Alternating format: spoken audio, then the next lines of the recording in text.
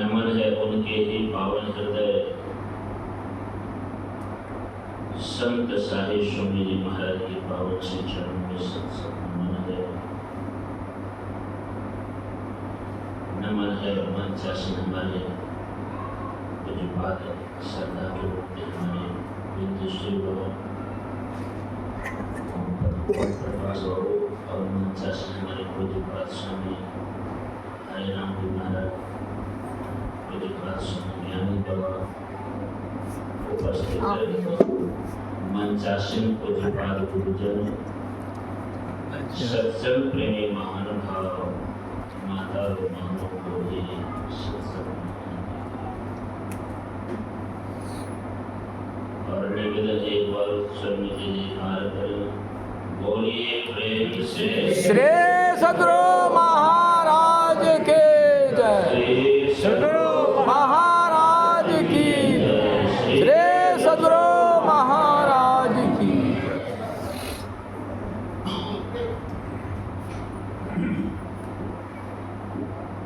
बड़े सौभाग्य की बात है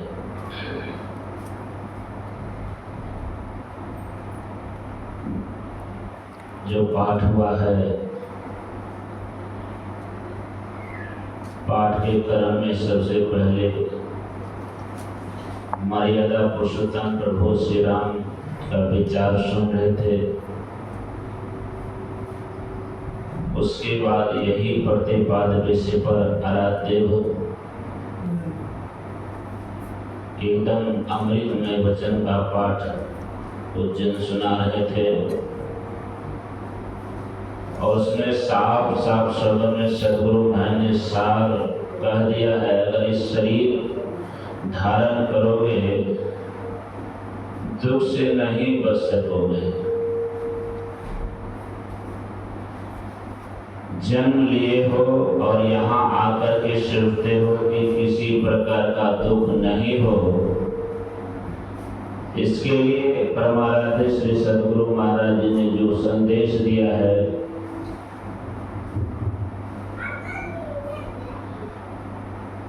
क्या संदेश दिया है? सदगुरु महाराज ने साफ शब्दों में कहा, इस शरीर का तुम सदुपयोग कर लो। सदुपयोग के लिए क्या करना पड़ेगा? परमाराध्य श्री सदगुरु महाराज जी का जो संदेश हम आपके लिए हुआ है, यह देव दुर्लभ शरीर मिला है तो देव दुर्लभ शरीर काम कर लो। अगर तुम्हें दुख पसंद नहीं है, किसी प्रकार से तुम दुखी नहीं रहना चाहते हो, तो केवल चाहने मात्र से नहीं होगा। इस शरीर का तुम अगर सदुपयोग कर लोगे तो फिर जैसा तुम सुख की चाह करते हो, किसी प्रकार का दुख का मुख नहीं देखना पड़े, तो फिर तुम्हें वह सुख प्राप्त तब होगा जब उस परम पिता परमात्मा के पास जाओगे, तब। इधर दूसरा कोई उपाय नहीं। यही हम प्रभु श्री राम के भी विचार सुन रहे थे। प्रभु श्री राम ने साफ साफ शब्दों में कह दिया है, नरकन पाई विषय मन देही। ऐसे देव दुर्लभ शरीर को प्राप्त करने के बाद अगर तुम विषय में रहोगे, तुम लाख प्रयास मन में है कि हम दुख से छूट जाए, ये संभव भी नहीं है। इसके लिए क्या करना पड़ेगा? अभी सुन रहे थे संत साहिब स्वामी जी महाराज की वाणी, परमाराध्य श्री सदगुरु महाराज की पावन हृदय ने क्या कहा कि यह देव दुर्लभ शरीर जो मिला है, उस आनंद को प्राप्त करने के लिए, उस सुख को प्राप्त करने के लिए, जिस सुख के बाद कभी दुख का मुख देखना नहीं पड़ता। लेकिन ऐसे देव दुर्लभ शरीर हमें कितने बार मिला है? त्रेता में मिला, द्वापर में मिला, सतयुग में मिला, लेकिन हमने इसका सदुपयोग नहीं किया। नहीं सदुपयोग करने का दुख देख लीजिए। अब तक हम लोग जन्म मरण के चक्र में पड़े हुए हैं, प्रत्यक्ष देख दुष्ट दुखों को झेल रहे हैं। सबसे बड़ा दुख नित्य हम लोग पाठ करते हैं, आवागमन सम दुख दूजा है नहीं जग में कोई। अभी क्या सुन रहे थे? यही बात यह देव दुर्लभ शरीर मिला है कि सुख को प्राप्त करने के लिए। ये शरीर क्या है? ये तन मानो। संत साहिब स्वामी जी महाराज बड़े अच्छे ढंग से कहा, ये तन मानो। क्या मान लो तन को? ये शरीर तुम्हें मिला है, इसको क्या मान लो? संत साहिब स्वामी ने स्पष्ट रूप से कहा, ये तन मानो भाव सिंधु सेतु है। भव सागर पार करने के लिए पुल है, पुल ओवर ब्रिज आपको मिला ये शरीर। अब सोचिए, और ऐसे सेतु को प्राप्त करने के लिए भव सागर है, वहां सेतु आपको मिल गया है। और ऐसे सेतु का सदुपयोग कर भव सागर पार नहीं करेंगे तो फिर आपको कौन सुख की तलाश, किस चीज का तलाश, किस दुख से छूटना चाहते हैं, कौन सुख के पीछे पड़े हुए? संत साहिब स्वामी जी महाराज कहते हैं, ये तन मानो भाव सिंधु पर सेतु है। ओ सदा आनंद, जिस आनंद के बस सदा आनंद मतलब क्या है? उस आनंद को जो प्राप्त कर लेता है फिर कभी दुख का मुख देखना नहीं करता। ऐसा यह शरीर मिला है, वो सदा आनंद पाने का भी हेतु है। लेकिन क्या उससे बचाने का यदि सुजतन ना किया? सुजतन मतलब क्या है? सुजतन मतलब क्या हो? उन्होंने कहा, पंच विषयों से निज को लिया मोरना।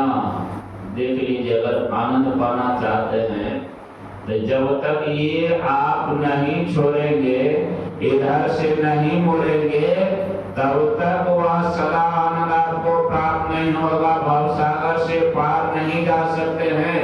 भवसागर से पार कैसे जाएंगे? उन्होंने साफ शब्द में कह दिया है, क्योंकि वे भवसागर पार करके उन्होंने आपको कहा है, क्या कहा? पंच विषयों से निज को लिया मोरना।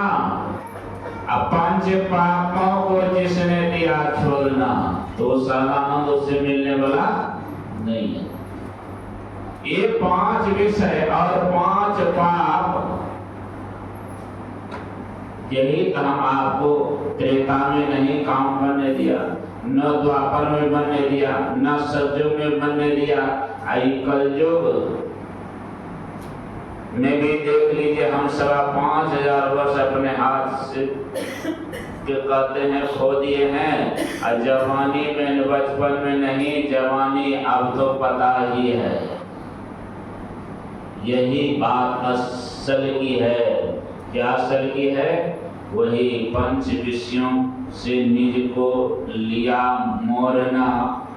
पंच विषयों से, पंच पापों से, पंच पापों को जिसने दिया छोड़ना, गुरु युक्ति से भक्ति साही न किया, तो सोच रहे मन इसे पा अल्लाह। विचारने बात है कि ये 5 विषय, 5 पापों का संतों ने बड़े अच्छे ढंग से इशारा किया है। छूटने का प्रयास करोगे, प्रयास तुम आज से नहीं कर रहे हो, बहुत युगों से, बहुत दिन मत कहिए, बहुत जन्म भी मत कहिए, बहुत युगों से प्रयास कर रहे हैं, परंतु वही विषय का त्याग करने के लिए चाहते नहीं है। ये पंच पाप जो है, वो पंच पाप है क्या? जो कोई सतपथ पर, धर्म के रास्ते पर एक कदम आगे बढ़ना चाहते हैं, जरा सा भी सतपथ का सुख प्राप्त करना चाहते हैं, तो सदगुरु महाराज ने जो कहा ये 5 पाप सदाचार का पालन, तो ये सदाचार का पालन, सदाचार में सदगुरु महाराज ने इतने अच्छे ढंग से कहा कि सदाचार में सबसे पहले झूठ का, सबसे पहले झूठ। ये सदाचार क्या है भाई? सदाचार पालन नहीं करेंगे तो काम नहीं चलेगा। अरे नहीं चलेगा, क्योंकि सदाचार है क्या?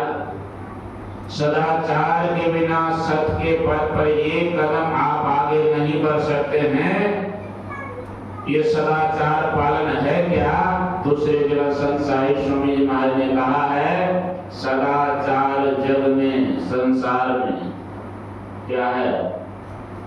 सदाचार जग में अलौकिक सुमन है। सुमन तो आपने बहुत देखा है, लेकिन अलौकिक सुमन देखे हैं संसार में कहीं नहीं मिलता, नहीं है।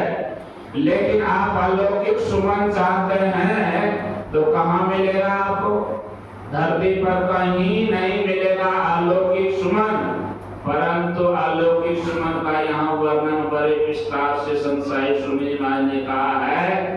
अलौकिक सुमन तो सबों के पास है, परंतु सबों के पास रहने के बाद भी वह अलौकिक सुमन से अनभिज्ञ है तब तक जब तक ये सदाचार का पालन नहीं करेंगे। सदाचार का पालन किए बगैर अलौकिक सुमन का दर्शन नहीं होगा। जब तक अलौकिक सुमन का दर्शन नहीं होगा, अपने अलौकिक सुमन से हृदय वाटिका को जब तक नहीं सजाएंगे तब तक वह परम पिता परमात्मा का दर्शन होने वाला नहीं है। चला यहाँ रूप के बल से, कुल के बल से, विद्या बुद्धि का बल से, संसार का कोई बल लेकर के आप अलौकिक सुमन को प्राप्त नहीं कर सकते। पावन हृदय ने कहा सदाचार जग में अलौकिक सुमन है, हृदय वाटिका को सजाना पड़ेगा। तब क्या होगा? उपकार प्रभु के सतत याद करी करी विरह वेदना को